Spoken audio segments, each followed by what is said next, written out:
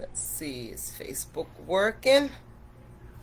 Boy, oh boy. I don't know if we're going or not. It's not showing any time counter. There we go. There we are. We're live now. Shalom, everybody. Shalom, shalom, shalom. It's your girl Jetty, Empress Jetty, the rabble rouser. Y'all be glorified, magnified, and praised. If you haven't already, like, subscribe, hit the notifications bell on the YouTube channel.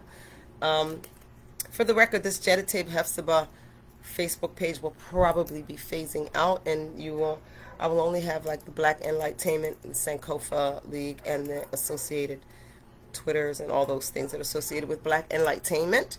So you will want to connect with me. Probably YouTube is going to be your best bet for now, or the Black Enlightenment Facebook page.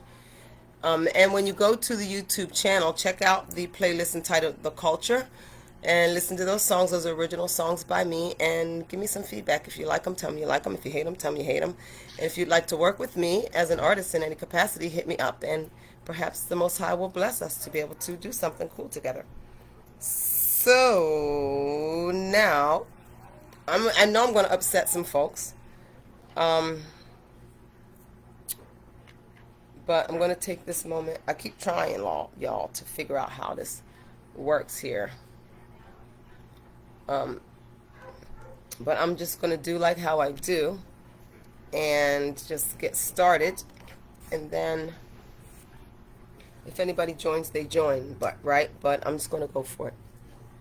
So right now we're talking about strong delusions. And this is a series. There are maybe 5 or 6 other topics under this Strong Delusions series. That you can find them on the YouTube channel. This will be available on YouTube after a while. It'll be on Facebook this morning, but hopefully by well, it's almost afternoon now anyway. So hopefully by this evening it'll be up on the YouTube channel in the Strong Delusions playlist. So today we're going to deal with the strong delusion of monogamy. Father, speak truth today. It is written that in this day. Okay, wait, before we go there, before we go to this day, let's talk about Yah, right? What we know about the Most High is that his ways don't change. What he loves, he always will love. What he hates, he always will hate. What he honors, he always will honor. What he doesn't honor, he will never honor. Right? Yah does not change. So, with that understanding, it is bizarre to me that so many of you people who think you follow the Bible believe that monogamy is righteousness and that polygamy is some sort of sin or some sort of accommodation of the flesh. When Yah chooses to build a nation, he uses polygamy to do it. That is Yah's way. Now, probably because polygamy helps to deal with the selfishness in you women. It helps to bring women into an understanding that, hello, whoever just come in the room, thank you for watching. What polygamy does for women and children is, it just can't even be described, the benefits to women and children of polygamy.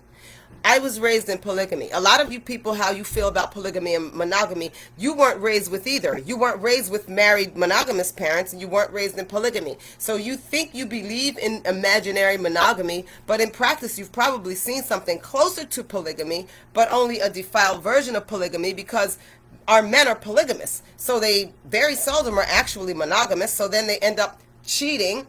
So then you got guys that got like a baby mama and a wife, and they got kids like all the same ages amongst them all, which is actually polygamy. But because nobody honors it, they have to lie and say, I don't even like her. And they got to go through all these changes and try to portray that they're monogamous, when in fact, in all actuality, it is very clear. 2 things are very clear. First of all, that our men are not monogamous. And second of all, that our women do not mind sharing. We do not mind sharing our men. And that is evident from how we share our men. Nobody minds being the side chick. Nobody minds being the other chick. Or listen, a lot of you will say, I ain't trying to be the side chick, but what you do is you join with some man who already has a woman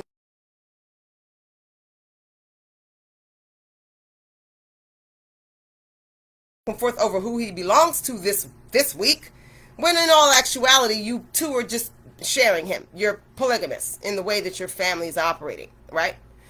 And then because of Paul and the synagogue of Satan, what Yah loves, you hate, and what Yah don't care for, you have raised up as some statue of Yah. That, friends, is a doctrine of demons. Remember, we talked about this in another video. We talked about what's the difference between traditions of men, false doctrines, and doctrines of demons, right?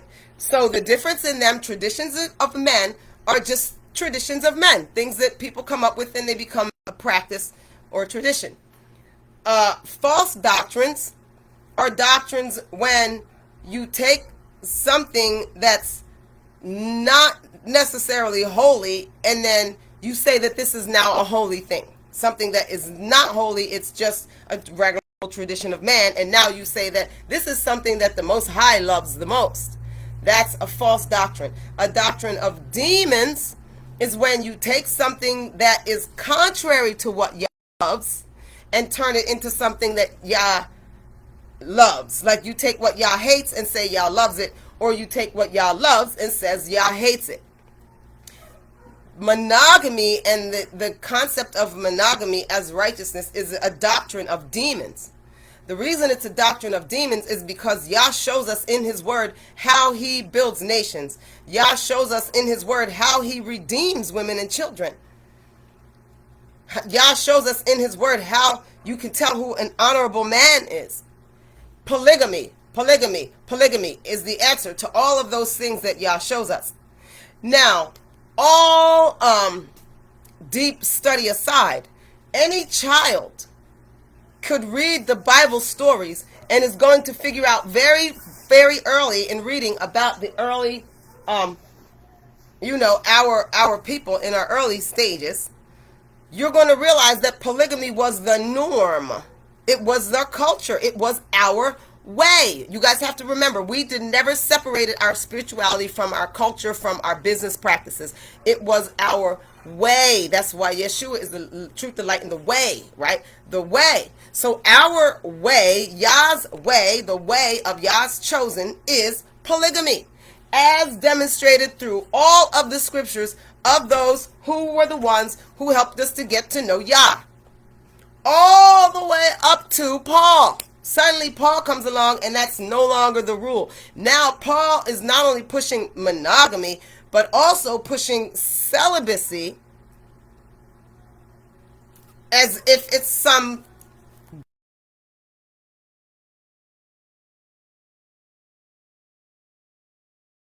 you were eternally celibate. So that's how you know it's a doctrine of demons, because what it would have you to do is exactly contrary to what Yah would have us to do. So then what you guys are doing is to justify, because the idea of monogamy satisfies the ego of the woman, because she wants to believe she's the most beautiful, she's the most important, she's the only one. That's all these ego things in a woman that actually weaken a woman's strength. They weaken you. They put you in a very weak position. Because the more you believe that, ask yourself if you're living that. How many women are out there who believe that they should be the only one, and so therefore they're nobody, they're by themselves. Whereas women who are more willing to share, well, good, share, right? So all reasonings of men and women and emotions and all of that aside, scripturally speaking, it is evident that Yah deals in polygamy. You cannot get around that. I don't want to hear no long explanation about Paul and nothing else. You read the scriptures and you read about all Yah's patriarchs, all of the founders of the faith were polygamists. They were polygamists. They had many wives. That's just how Yah does it. Yes, he does tell them not to make their mission adding wives to themselves, aka you don't just go around just gathering wives just for sake of gathering wives, right? That's like lustfulness, right? Oh, she look good, let's recruit her. That's not what you do. That's not the point of polygamy. But when he says that that shouldn't be your main focus, just to add wives, it's not him saying not to have wives, guys. As evidence in the scripture, you should never have an argument within yourself where you are arguing against the reality of what scripture has already shown you. It's not like you've got one or two people that were polygamous and the rest of the scriptures, they were monogamous. And so you could say, well, those were the exceptions. No, we are talking about Yah literally built his nation. There would be no 12 tribes if it were not for polygamy. There would be no 12 tribes if it were not for polygamy. That is how Yah builds nations. That is how Yah builds families. That is how Yah builds communities. That is how Yah builds men. That is how Yah builds women. And so now when you are in the age where it is written, and you can find it yourself because it is written and the study will do you good.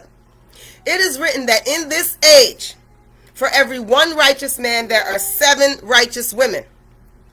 And in this age, those 7 righteous women would come to that righteous man with their own substance, their own provision, their own purpose. The only thing they would be lacking is a husband. And so those 7 women will cling to one husband. And what does Yah tell us that those 7 women would cling to that one husband? What would that do? The opposite of what you all believe it does. Yah says that those 7 wise women to cling to one husband would remove their shame in this age. Remove their shame. But you guys are out here shaming people for living in polygamous situations. So much so that I saw this meme, which is kind of what inspired this. I saw this meme that said, hey ladies, God ain't never going to send you somebody else's husband. That's a lie. Listen, 6 out of 7 of us need to understand Yah's probably going to send you somebody else's husband. 6 out of 7 of us need to understand that. That first wife, he ain't somebody else's husband when she gets him. But the resulting 6, the following 6, Yah is definitely sending them somebody.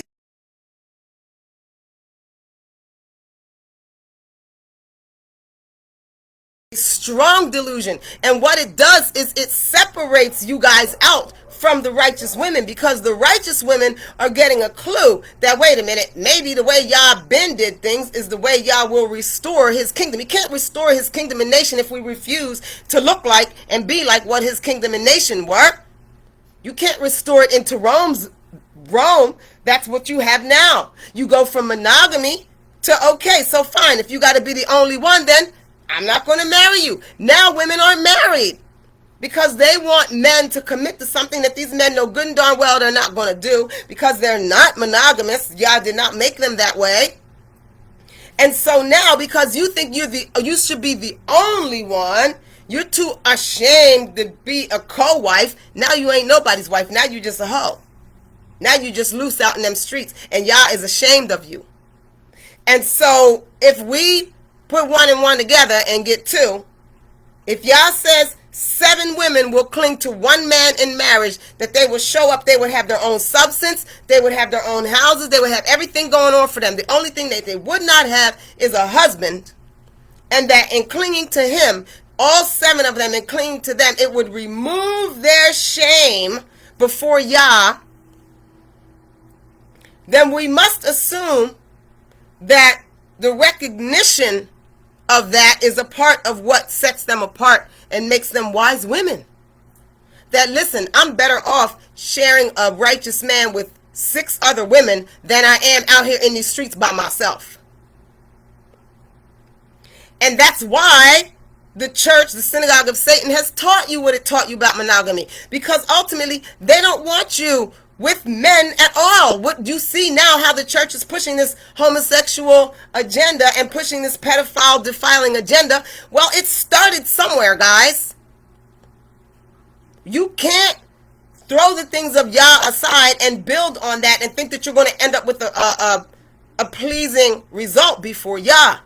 So if you truly want to seek out Yah and what he says in this age is appropriate for us as men and women in this age, I suggest you get in the scripture and find that scripture I'm talking about, where it says 7 women will cling to one man. They will come to him and they will say, look, we got all our stuff. We don't need nothing from you. All we need your last name. Remove our shame. Yah is ashamed of you single women running around out here that won't share. That is scripture. I didn't write the scripture. Deal with it. Monogamy is a strong delusion. I cast it down on today.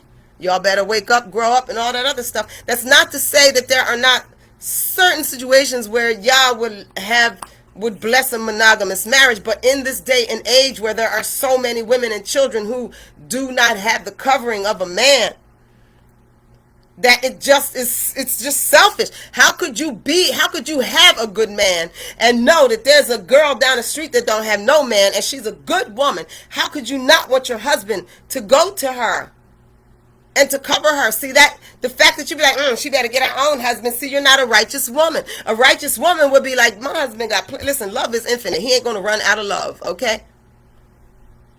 Baby, that lady need a husband, man. She's a good lady. Get on down there and, matter of fact, let me go. I'm going to go be besties with her first, and then I'll talk her into it. That way she don't think that you're trying to do something behind my back. Like, that's how Yah done told us this supposed to go.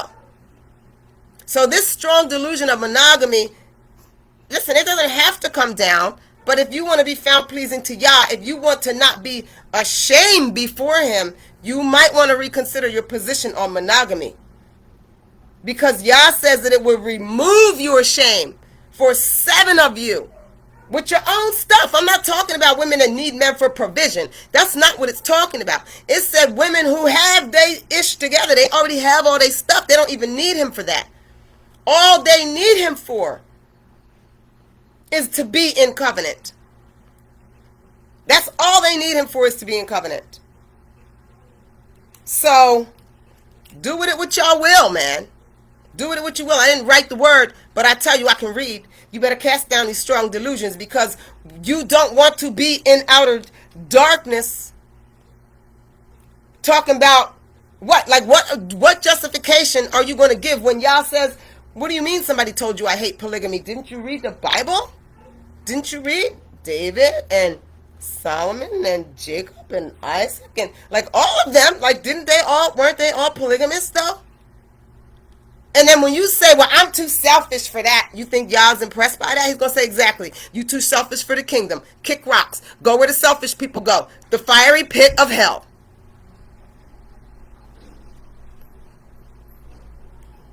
Sorry, not sorry. We're under 20 minutes. I guess that's pretty good. Bless up, y'all. Listen, strong medicine. Strong medicine, because these are strong delusions. Y'all got to come out, come out, come out, come out. Let the chosen, let him and her with an ear hear. Let him and her with an ear hear. Your restoration, ladies, the removal of your shame is in returning to what Yah loves and casting aside that which Yah never, ever, ever, ever, ever told us to get involved in. That's the ways of the heathens. Don't learn the ways of the heathens. That ain't got nothing to do with us. Our people have always been and continue to be polygamists. Point blank. Word. All right. I hope this blessed somebody. Now I'm going to see if I can figure out how to put it in a MP4 and put it on YouTube and join the rest of the series. So don't forget to check out YouTube, Black Enlightainment, and check out the playlist, The Culture, and hit me with some feedback. Word. All right. Bless up, y'all. Shalom.